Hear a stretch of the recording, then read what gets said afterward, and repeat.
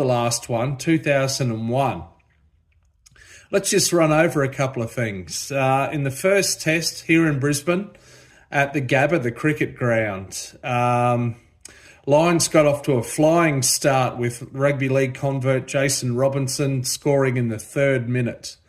Then Welsh winger Dafford James scored in the 32nd minute. No tries scored by the Wallabies in the first half.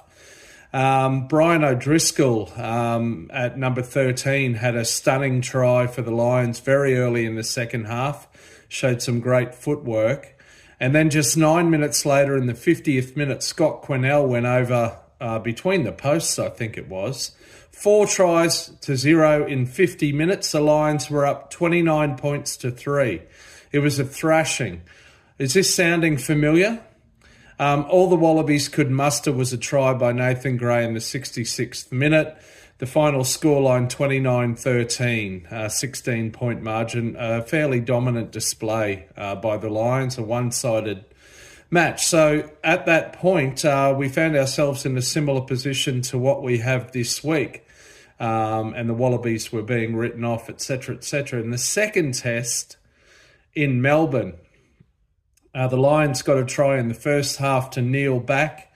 No tries for the Wallabies in the first half. Just a couple of penalties. The Lions went into half-time with an 11-6 lead. So at this point, the 3-test series was halfway over, and Australia had scored just 1 try in 3 halves. And the Lions were 40 minutes away from tying up the series 2-0 in the first and winning back the trophy in the first 2 tests. In the second half, the Lions were attacking, and winger Joe Roff for the Wallabies took an intercept and scored a try. He followed it up a little bit later with another try, and then fullback Matthew Burks also scored a try and got a couple of penalties. The Lions only scored a penalty or 2 from Johnny Wilkinson. In the second half, the final score 35-14, a win to the Wallabies. So from a 16-point deficit after the first test to a 21-point winning margin after the second test. And as I said, from 1 try in 3 halves to 3 tries in 1 half.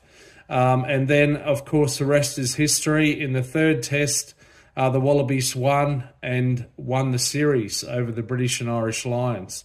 So, look, all is not lost. Incidentally, I've gone back over the official British and Irish Lions YouTube channel